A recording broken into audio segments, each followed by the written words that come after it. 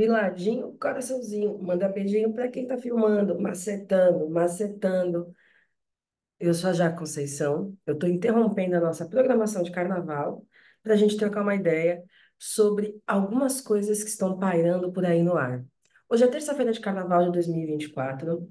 Hoje é um dia importante para quem gosta da folia. É o último dia de carnaval, que antecede a quarta-feira de cinzas. É o dia de botar a escola na avenida, o bloco na rua, de pular os últimos trios que o seu corpo aguentar. Hoje é dia de praia, sol, verão. Hoje é dia de paredão no Big Brother. Hoje é um dia importante para as pessoas que se movimentam pelo mundo, sobretudo para as pessoas que circulam em torno da ideia do carnaval, que trabalham e que vivem com o carnaval, mas também essa data, esse período festivo do Brasil, fala muito de um lugar problemático, de um lugar silenciado, de um lugar tenso na cultura brasileira, que é a experiência racial negra. Às vezes desejada e festejada no carnaval, às vezes sucumbida, esquecida, macetada pelo racismo. A nossa conversa de hoje, aqui nesse vídeo, aqui nesse canal, vai ser sobre algumas coisas que estão acontecendo no Brasil nos últimos dias. E para mim, que sou uma educadora que trabalha com letramento racial e que tem sistematicamente, ao longo dos últimos 10 anos, aqui no Coletivo de Jeje, produzido um espaço de letramento de formação sobre racismo, vale muito a pena usar o cotidiano, a vida real, para ilustrar e para trazer essas ideias. Na nossa conversa de hoje, a gente vai juntar três coisas que talvez pareçam que não fazem muito sentido quando colocadas em conexão. A primeira delas é a música Macetando, da Ivete Sangalo. A segunda, as posturas, as ações e as condutas que têm sido produzidas dentro do Big Brother Brasil, sobretudo no que diz respeito às dinâmicas raciais que acontecem no programa. E, por último, esse lugar de subversão e também de submissão que a experiência negra, eu nem estou falando do corpo negro, estou falando da experiência negra, são sistematicamente colocados no Brasil e que no carnaval isso é tão evidente. E a grande sacada, quando a gente está pensando em letramento racial, é a gente conseguir sair daqui de cima do mundo das teorias para a gente, de fato, mergulhar na vida cotidiana e entender como é que isso nos atravessa. Letramento racial não é só falar bonito na rede social, letramento racial não é só falar bonito dentro da empresa, letramento racial é a capacidade de compreender como é que o racismo opera e afeta nossas vidas e quais respostas a gente é capaz de produzir. Vou chegar até mais perto. Eu queria que vocês vissem a minha fantasia maravilhosa para essa terça-feira de carnaval e para essa nossa conversa que vai rolar aqui agora. Bom, quem me segue aqui no canal do Coletivo de Jeje, o canal existe desde setembro do ano passado. O Coletivo de Jeje, que é uma empresa que desenvolve letramento racial, que eu criei em 2014, dia 10 de fevereiro agora, fez 10 anos. Eu tenho uma carreira de 20 anos como professora, trabalhando com educação popular, sistematicamente trabalhando com letramento racial a partir do feminismo negro, eu atuo há 10 anos. E por que que eu estou dando essa carteirada para começar o vídeo? Porque, infelizmente, ou felizmente, as coisas que eu vou dizer aqui, elas não são frutos das vozes da minha cabeça e nem de um artigo que eu li na Folha de São Paulo. São anos estudando, debatendo, compartilhando, formando. Eu já tive mais de 30 mil alunos aqui no Coletivo de Jeje, trabalhando com empresas, trabalhando com o governo, trabalhando com a ONU, no que diz respeito às questões sobre racialidade na experiência ocidental, Estados Unidos, Brasil, Europa, e como é que isso também, de alguma forma, é construído a partir de um imaginário que a gente tem sobre uma África homogênea. E como é que todas essas coisas vão refletir no nosso cotidiano. Não quero dar aula de história, talvez esse vídeo seja um pouco longo, mas vale a pena a gente pensar que o carnaval não é uma festa inventada pelos negros no Brasil, mas é uma festa que aqui no Brasil, a comunidade negra, a experiência negra tornou isso exponencialmente maior. E qual que é a diferença entre experiência negra, comunidade negra e corpo negro? Corpo, a gente pode pensar como um conjunto de signos e de símbolos que se materializam na carne, na matéria, nisso que vocês estão vendo, que vai refletir uma certa identidade. Essa identidade pode ser imposta, essa identidade pode ser construída, essa identidade pode ser biológica, essa identidade pode ser cultural. O corpo negro, ele é uma mistura de uma identidade biológica, porque ele é fenotipicamente identificável, mistura de uma identidade cultural, porque ele é marcado a partir de uma ideia que se constrói em cima desse fenótipo genético, e ele é também algo que é construído pelo sujeito a partir da ideia de uma identidade negra, que é um processo de construção de si a partir de todo esse repertório que é dado, que pode ser uma identidade afirmativa, que afirma os valores do racismo, ou seja, incorpora, introjeta e manifesta esse lugar de inferioridade, de violência, de subalternidade que o racismo cria, ou pode ser uma identidade negativa, uma identidade que nega todos esses processos e constrói uma outra perspectiva de produção de si no mundo. Veja que eu uso aqui a palavra negativa num sentido positivo, igual na matemática, onde o negativo é positivo. Se tivesse edição esse vídeo aqui agora, ia entrar um ó, mas aqui a gente não trabalha com edição. A outra questão, quando a gente vai pensar sobre comunidade negra, é um conjunto de pessoas, de corpos, identificados como negros, seja do ponto de vista genético ou cultural, e que juntos produzem experiência. Experiência como tudo aquilo que é capaz de ser contado e compartilhado por esta comunidade. Então, a experiência negra transcende o corpo negro, ela não está fixa e nem presa no corpo negro, ela está para além do corpo negro. Seja a experiência afirmativa, que afirma a narrativa do racismo, seja a experiência negativa, que reescreve a história e que conta outras narrativas a partir das frestas que o racismo nos coloca. O carnaval é essa grande fresta que o racismo abre, aonde narrativas são criadas pela comunidade negra e muito sabiamente apropriadas pela comunidade branca. E aí é onde a gente precisa começar a produzir de forma. Desculpa, são os meus vizinhos brancos do clube de tênis jogando tênis, essas gritarias que vocês estão ouvindo.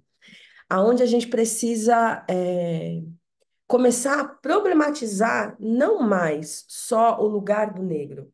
Lembra desse clássico livro da Lélia Gonzalez e do Carlos Rosenbaum, O Lugar do Negro? A gente precisa problematizar a existência da branquitude. O problema estrutural da violência no capitalismo, na modernidade, é a própria forma de produção de vida da branquitude. E eu venho falando sobre isso aqui no canal, nas minhas aulas, nas minhas palestras, nas minhas consultorias, já tem pelo menos uns 5 anos, de forma mais aberta e intencional. É a existência de uma ideia de modelo branco, é a existência de uma branquitude que é o problema. Não é o Davi que é o problema. Não é o racismo que o Davi sofreu, sofre, sofrerá, que eu, você, ele, ela, todos nós, enquanto pessoas negras, sofremos e sofreremos, que é o ponto de problematização. É a legitimação da experiência branca e do lugar da branquitude que precisa ser cada vez mais problematizada. Então, vamos aqui para o nosso exercício antropológico de reflexão sobre produção de narrativa a partir da música. Para quem não sabe, eu estou concluindo um doutorado em antropologia, onde eu pesquisei por 5 anos as diversas produções de narrativa sobre experiência negra dentro do samba a partir das músicas do Arlindo Cruz. Essa possibilidade de pensar a narrativa, a experiência a partir da narrativa musical, da narrativa musicada, ou como eu chamo na minha tese, da confabulação musical do samba, é facilmente aplicada a outras formas de produção de narrativa musical, de confabulações musicais. Porque mesmo que a música não retrate fielmente a realidade, ela não seja uma transcrição da realidade, e aí nem sou eu quem estou dizendo, são outros pesquisadores e outras pesquisadoras que trabalham com música, é, como um cara gringo chamado Paul Zumthor, acho que é assim que pronuncia o nome dele. A música é, de alguma forma, uma expressão dos mecanismos coletivos de identificação cultural, porque para que uma música possa ter um reconhecimento coletivo e fazer sucesso, ser uma música de grande sucesso, ela precisa articular e elaborar códigos e símbolos presentes na cultura, onde as pessoas se identificam. Então, quando a gente pensa, por exemplo, no Arlindo Cruz, o que é que faz os sambas do Arlindo Cruz serem tão reconhecidos?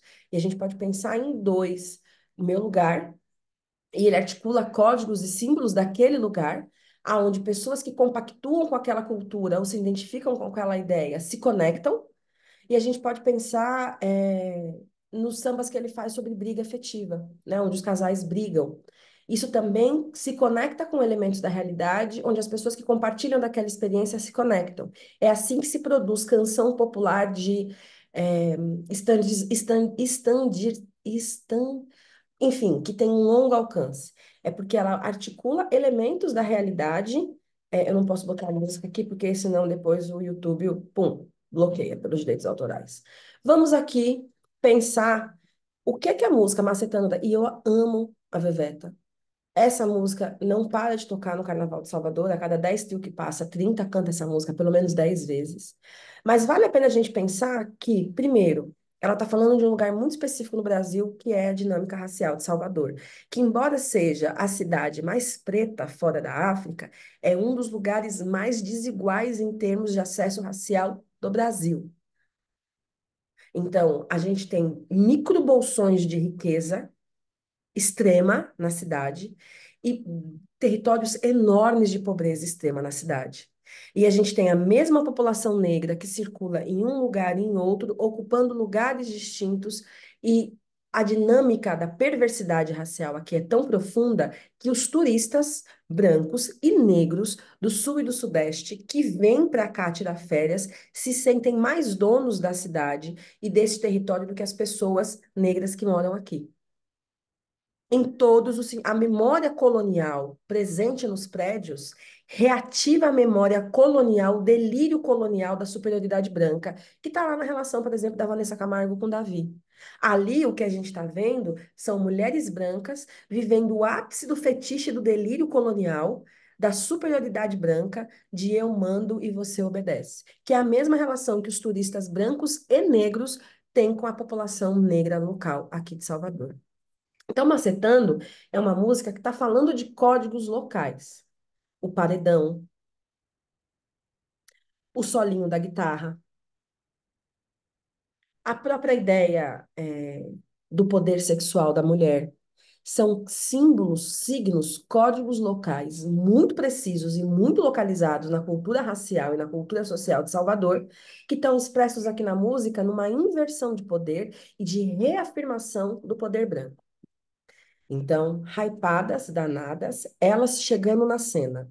São todas poderosas, viciadas em problemas, estão iludindo a cidade, elas não são brincadeiras, todas carinha de baby, mas gostam da bagaceira. Claramente, a Ivete entendeu, e quem escreve para a Ivete, que o público que consome o produto dela em larga escala durante a folia, essa é uma música de carnaval, feita para o carnaval. Tem uma tradição na cidade que todo ano se lançam músicas para o carnaval e elas são escolhidas pela população como uma música que representa o carnaval. Isso há muito tempo, isso há décadas já, e essa é uma música que foi feita para o carnaval. Quem é essas mulheres hypadas e danadas que estão chegando na cena, na cidade? São as mulheres turistas do sul e do sudeste, preferencialmente brancas, que consomem o produto Ivete Sangalo. Ai, mas as mulheres negras de Salvador, da periferia, não podem gostar de Ivete? Podem e gostam, a Ivete ela é um fenômeno. Mas essa música ela não está falando para essas mulheres. Quem são as mulheres que têm carinha de baby? Eu tenho carinha de baby? A Viola Davis tem carinha de baby? A sua mãe, uma mulher negra, tem carinha de baby? Você, mulher negra que está me assistindo, tem carinha de baby? A mulher que tem carinha de baby é a mulher branca, preferencialmente loira. Elas não são brincadeiras, todas carinha de baby, mas gostam da bagaceira. Para quem não sabe, bagaceira aqui é uma palavra que tem conotação sexual e que tem a ver com bagunça, com sexualidade, com paquera, com flerte, é, com a boa e velha putaria brasileira. Então, são mulheres brancas, com caras de inocente, mas que gostam de putaria. Aqui a gente tem uma ideia simbólica. Lembra um negocinho chamado turismo sexual no Nordeste? Né? A mulata, o negão. Lembra do fetiche? Da fetichização do corpo negro? Tá aqui. Com o drink de guarda-chuvinha, tipicamente tipo de drink que turista toma. Mas não se engane, não. Elas são todas delicadas, mas adoram um paredão. Paredão é a festa que toca pagode baiano. Pagode baiano, para quem não sabe, é um tipo de música bastante popular aqui em Salvador. Diria que talvez em toda a Bahia, com um forte teor sexual, que eu particularmente adoro, do qual um cara chamado Igor Canário é um dos maiores representantes. Mas existem outros cantores e outras cantoras, e que é profundamente criminalizado pela sociedade soteropolitana e principalmente pela Bahia, pela Polícia da Bahia. Nos trios de carnaval, os blocos onde a violência policial é maior é justamente nos blocos de cantores e de cantoras de pagodão baiano. Para quem não sabe, durante o carnaval, nos circuitos de trios, a polícia anda em fila entre as pessoas e as pessoas têm que se afastar para a polícia passar. Supostamente eles estão verificando se está ocorrendo briga e se eles identificam algo que eles julgam necessário uma abordagem, eles agem com extrema violência, agredindo as pessoas. Não por um acaso, também são os blocos de pagodão baiano aonde as pessoas saem sem precisar pagar um rim para poder se divertir na folia. Então, é justamente no estilo musical voltado para o consumo de pessoas negras e periféricas, é justamente nesse espaço onde há um conjunto maior desses corpos que o Estado age com extrema violência. Então, com drink de guarda-chuvinha, claramente um tipo de bebida que os turistas consomem na praia, é, mas não se engane, não, elas são todas delicadas. Quais são as mulheres delicadas? Eu sou uma mulher delicada? Você, mulher negra, é uma mulher delicada? A Michelle Obama é uma mulher delicada? Ou é a mulher branca do Sul e do Sudeste que é uma mulher delicada? Mas adoram um paredão. Então, quando eu ouvi essa música pela primeira vez, eu fiquei pensando assim, mas peraí, a mulher que vai para o paredão aqui é a mulher negra da periferia, é a mulher suburbana, a mulher pobre. Quer dizer que a mulher negra não pode ser delicada? Se a mulher negra não pode ser delicada, o que que ela é então? Bruta? Animalizada? Masculina? De novo, a música ela pode não ser uma cópia e cola da realidade, mas ela expressa valores e símbolos da realidade. Para quem é daqui, fica muito claro o que ela está querendo dizer. Porque a mulher que vai para o paredão é a que bota o shorts curto e rebola até o chão e afirma a sexualidade dela. É a mulher sexualmente livre. E essa ideia nem é minha, essa ideia está na Lélia, em Racismo e Sexismo na Cultura Brasileira. Essa mulher reprimida, que tem que sair do sul e do sudeste e vir para cá, para o nordeste, no carnaval, pagar por prostituição para poder viver a sua sexualidade, é a mulher branca de classe média.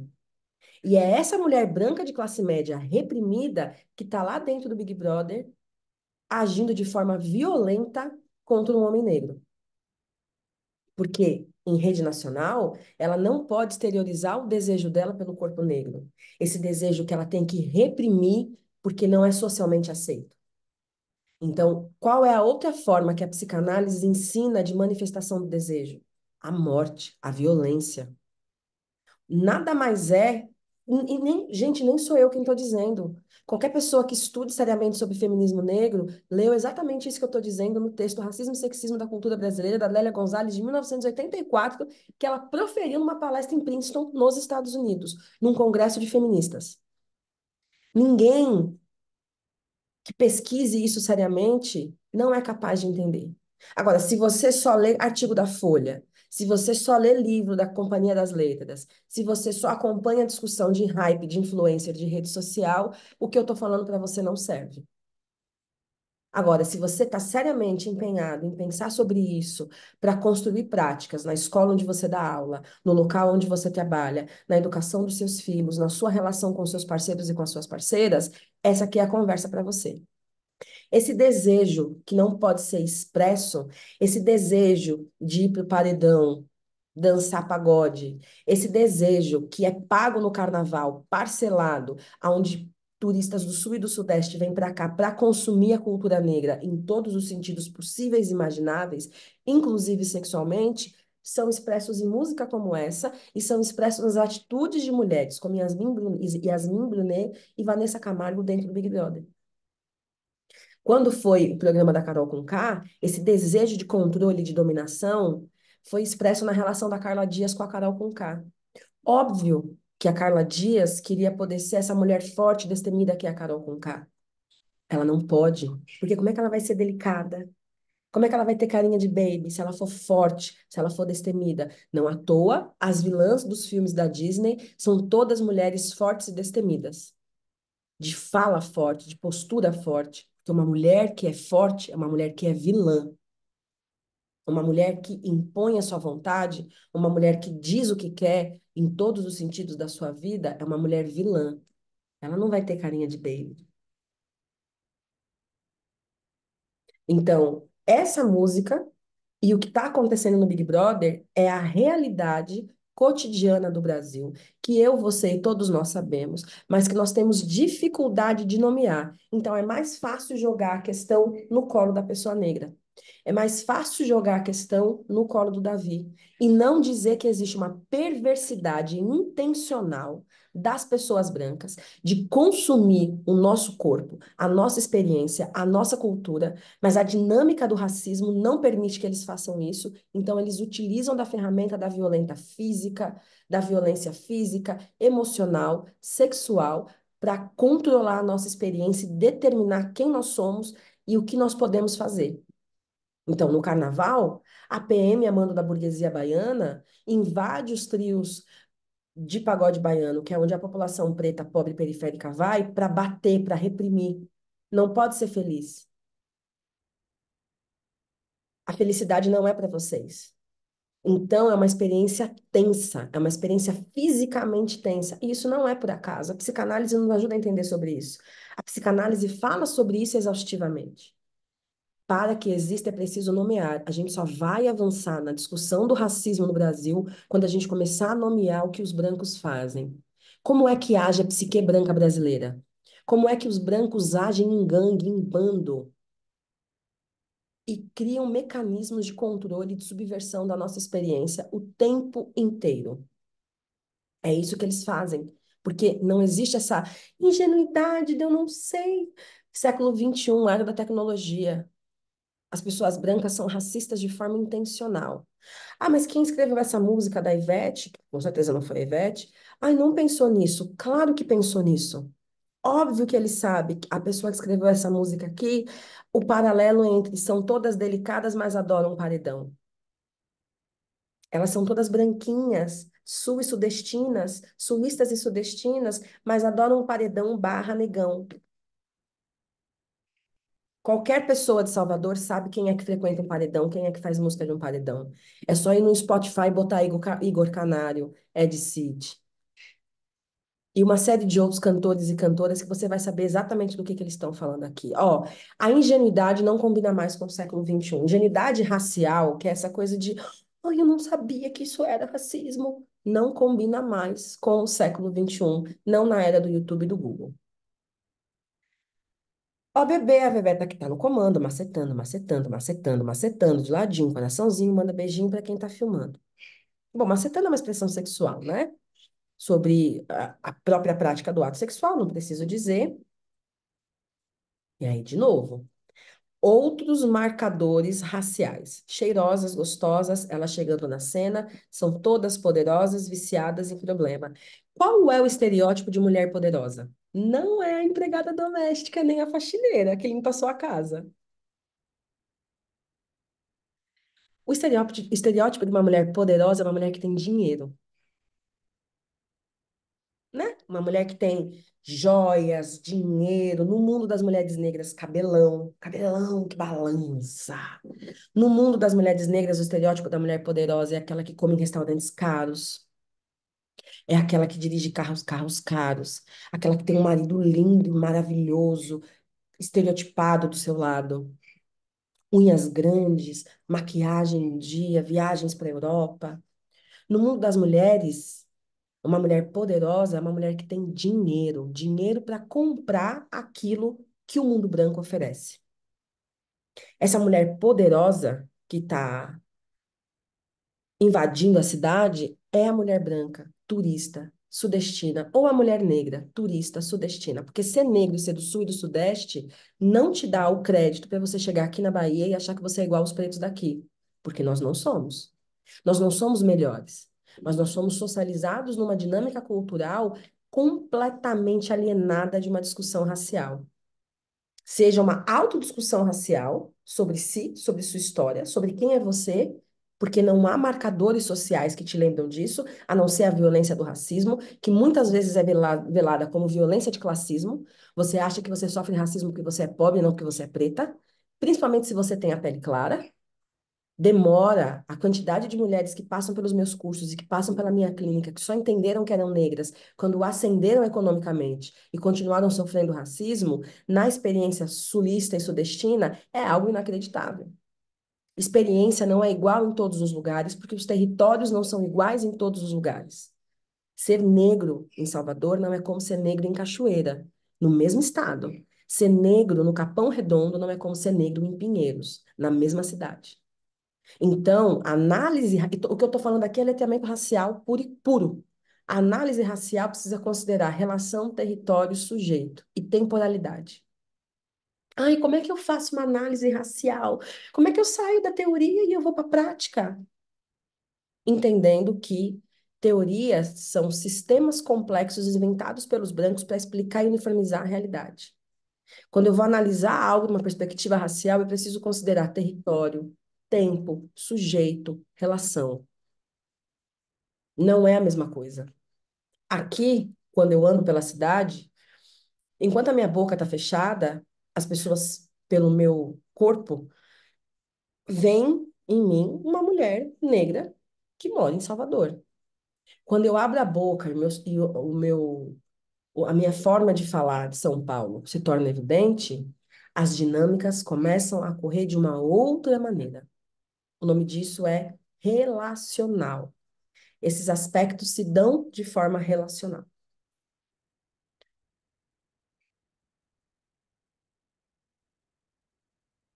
Essa ideia bastante marcada sobre tá filmando, ser visto, carinha de anjo, bagaceira, são todas baby, mas gostam do paredão, reforçam essas ideias e esses lugares sociais e raciais, sobretudo de uma narrativa de subalternidade.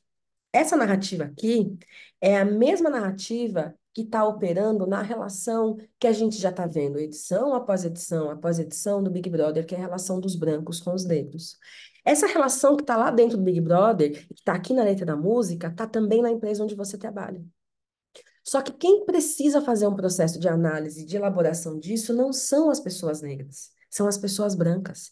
As pessoas brancas precisam seriamente pensar sobre a sua forma de ser e estar no mundo, porque essa é uma forma nociva, predatória, excludente, violenta. Nós, enquanto pessoas negras, precisamos entender essa forma de funcionamento da branquitude para que a gente consiga criar mecanismos individuais e coletivos de proteção. Então, eu vou dar um exemplo bem prático, bem prático. Acho que todo mundo aqui, em algum momento que está engajado nas questões políticas do Brasil, deve ter ouvido falar sobre o violentômetro, que é uma escala de violência criada pela ONU e usada amplamente pelo SUS no Brasil para orientar mulheres sobre o que é um relacionamento abusivo e de como ele começa até ele chegar no feminicídio, porque é uma escala. Algumas pessoas são contra, tem um vídeo que eu fiz aqui explicando sobre ele, como ele funciona. Algumas pessoas são contra, alguns profissionais acham que ele não serve. Eu acredito que, do ponto de vista didático, ele é bastante relevante. Dentro do sistema de funcionamento do capitalismo, o capitalismo ele se baseia em três práticas de violência estrutural. O patriarcado, que valoriza a experiência masculina como a única experiência possível a ser reconhecida, e daqui deriva o machismo. E todas as práticas de violência de gênero, como a transfobia e a homofobia, a bifobia, lesbofobia.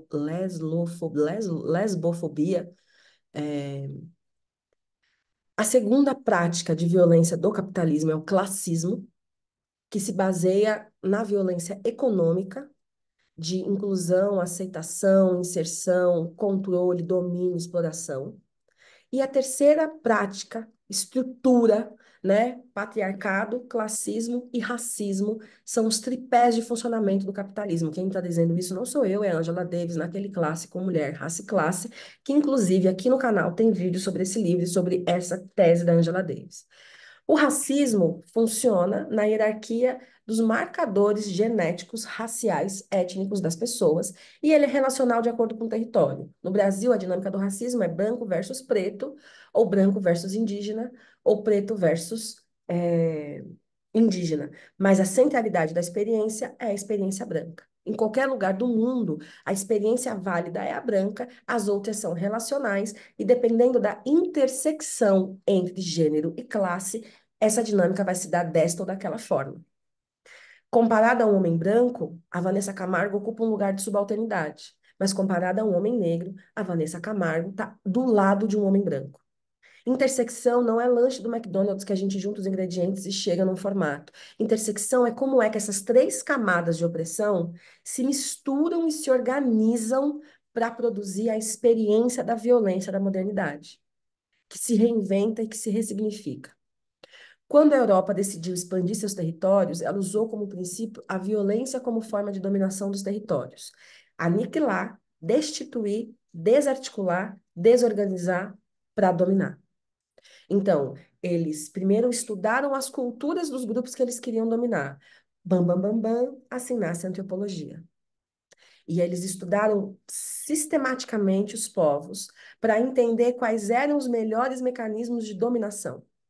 Eles entenderam que o que eles chamam de religiosidade, que para esses grupos étnicos, para esses povos, para essas comunidades, era uma forma de produção de conhecimento, era algo que tinha que ser destituído, porque é o conhecimento que me faz produzir respostas sobre a vida. Se eu sei que se eu estou com sede, eu tomo um copo d'água, porque eu tenho o conhecimento disso, então eu vou criar formas de ensinar as pessoas a tomar água, porque a água é importante. Então, eu vou criar histórias, narrativas, rituais, práticas sobre o consumo da água. Agora, se eu entendo que para você a água é vital, eu vou tirar a água de você para que você precise que eu te dê a água de volta.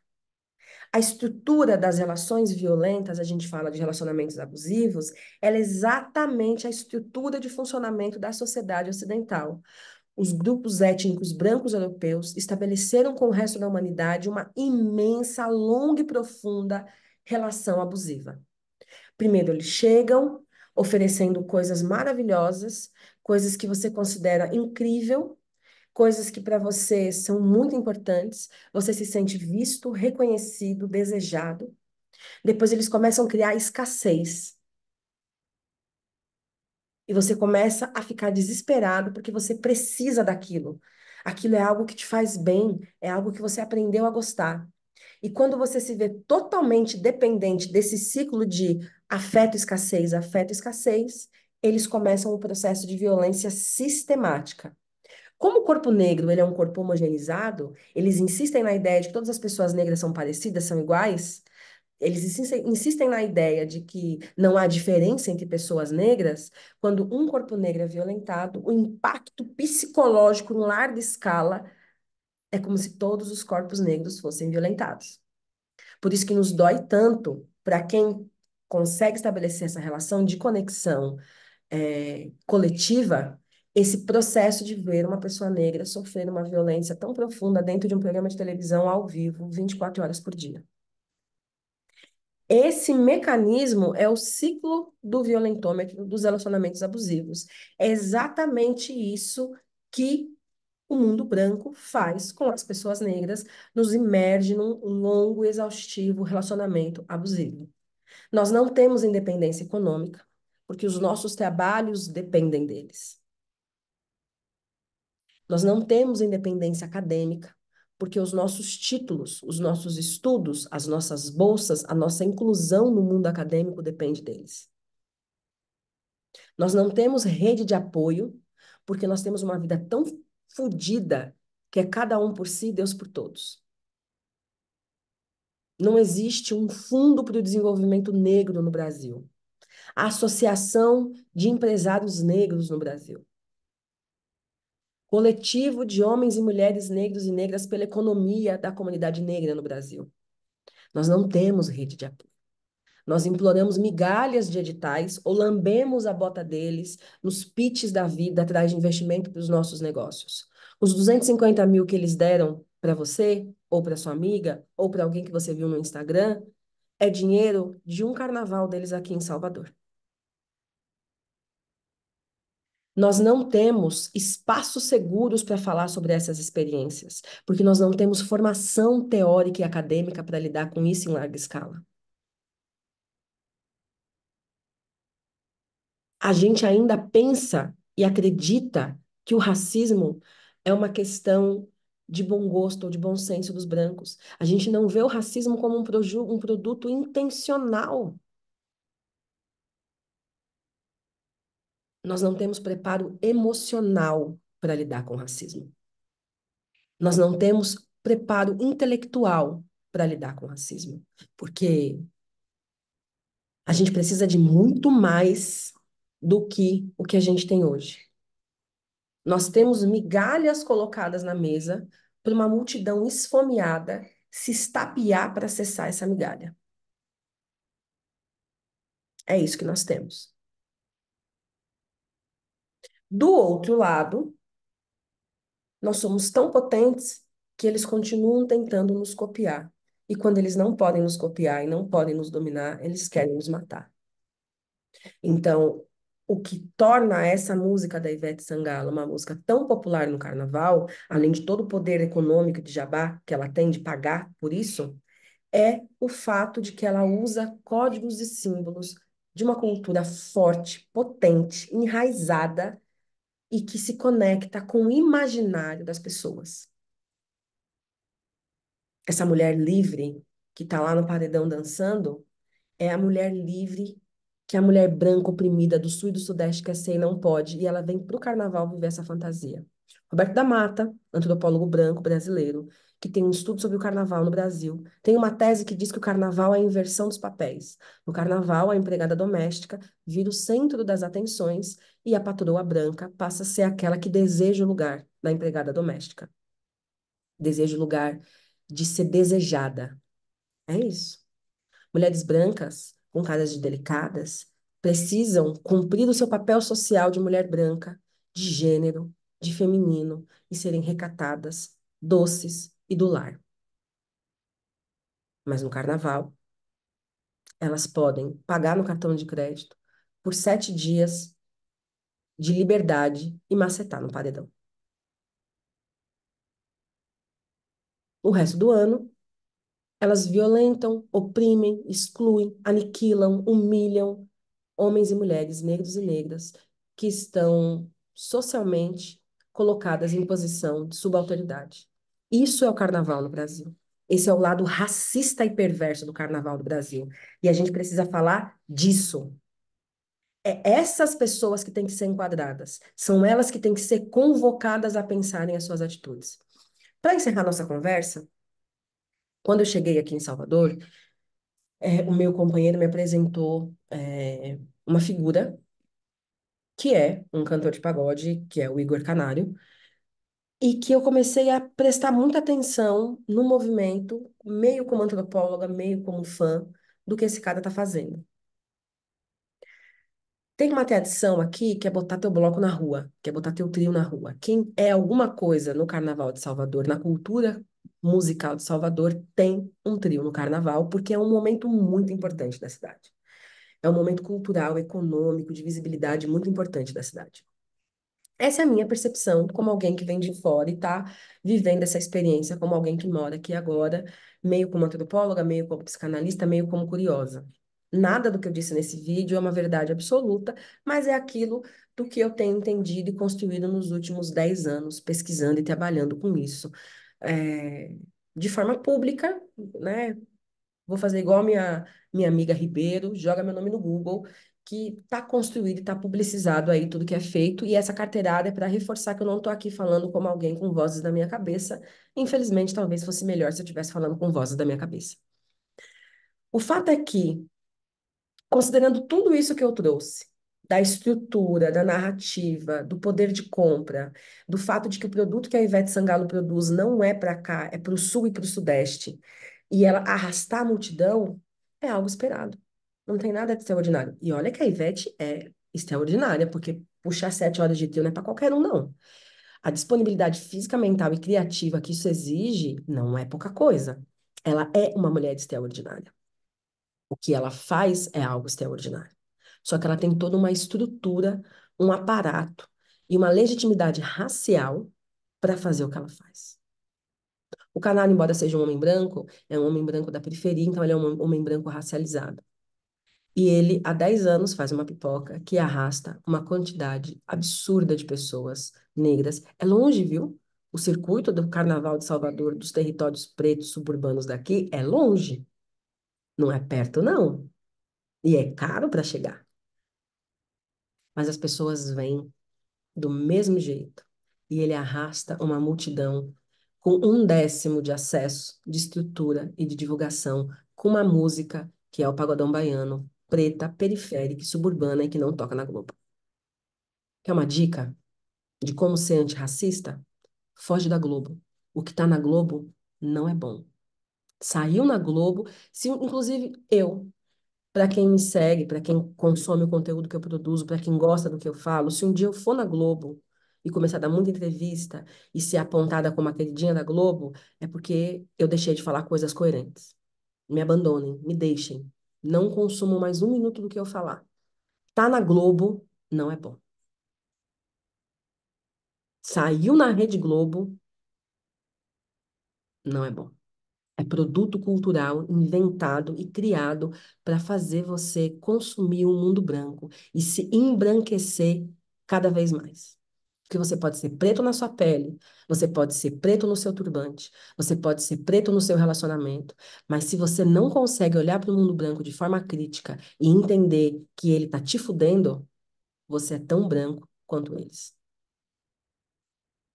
Se você escuta uma música como essa da Ivete e não consegue ver o racismo nessa música, se você olha para uma mulher branca como a Vanessa Camargo e não consegue entender que aquilo é intencional e que aquilo é feito todos os dias, o tempo inteiro, em todos os lugares, e que aquilo é uma estrutura narrativa produzida engenhosamente para te convencer de que o mundo branco é racional, é puro, é limpo, é funcional, que Paris é mais bonita do que a Brasilândia, que essa África fictícia dos panos africanos e dos negões fortes e das negona grandona não é uma invenção sexista, racista, misógina para te convencer, para desumanizar a população preta. Então você ainda precisa investir mais no seu letramento racial. Então você é uma pessoa preta de alma branca, de mente branca. E é esse o problema que a gente tem. A gente só consegue romper com isso quando a gente consegue problematizar o mundo branco tal qual ele é. E entender que é preciso ter estratégias para lidar com o mundo branco, que é capoeira, um pé pó e outro não. Tá sempre ligeiro com o movimento. Não existe conforto, como diria Ayrton Krenak. Nós estamos em guerra, como diria MC Marechal. Isso é a guerra, Ligue. Eu sou a Jaco Conceição, esse aqui é o canal do Coletivo de Jeje. Para mim é um prazer compartilhar com você conhecimento que emancipa, conhecimento que liberta. Para você que viu o vídeo até o final, esse vídeo de carnaval, meio desabafo, meio de saco cheio, meio do tipo assim, gente, pelo amor de Deus, século XXI, tá ligado? O conhecimento tá aí, tá tudo aí, vamos expandir a cabeça, vamos ampliar nossa forma de pensar, vamos sair desse ranço de, ai, o Big Brother, ai, o BBB. Não vai mudar, não mudou enquanto você não arregaçar suas mangas e começar a fazer a sua parte, certo? Qual vai fazer a sua parte? Pega esse vídeo e mostra para todo mundo que você conhece. Qual vai fazer sua parte? Curte, se inscreve, compartilha, porque o YouTube é uma plataforma que só funciona quando o conteúdo é compartilhado pelo usuário. Ativa o sininho do canal para receber tudo que eu posto. Apoia financeiramente o canal. A circularidade do recurso financeiro é muito, muito importante na nossa comunidade. O apoio simbólico para mim, apoia meu trabalho, a continuidade dele. Para você, permite que eu possa produzir conteúdo e levar essa reflexão. Então, compartilhe esse conteúdo com o maior número possível de pessoas que você achar que se interessam, que é importante. Escreve um comentário. E, por fim, fica aí um convite. Semana que vem, dia 19, começa um curso novo aqui no DGEJ, chamada Psique Branco Brasileira. São 10 aulas, onde a gente vai pensar como é que os brancos funcionam e quais são os recursos e as estratégias que a gente pode mobilizar de enfrentamento a essa violência institucional, estrutural, emocional e sexual que é o racismo, principalmente nos seus lugares simbólicos, não só nas narrativas diretas, porque se um branco virar para mim e falar sua macaca, ele vai levar um murro no meio da cara. Mas e quando ele é sutil? Ele me diminui numa música que está tocando no Brasil inteiro, né? Uma mulher que vai para o paredão não pode ter carinha de baby. Ela é a bagaceira, né? Ela é a putaria, ela é o resto, a sobra. Ela é a exceção da vida das mulheres brancas.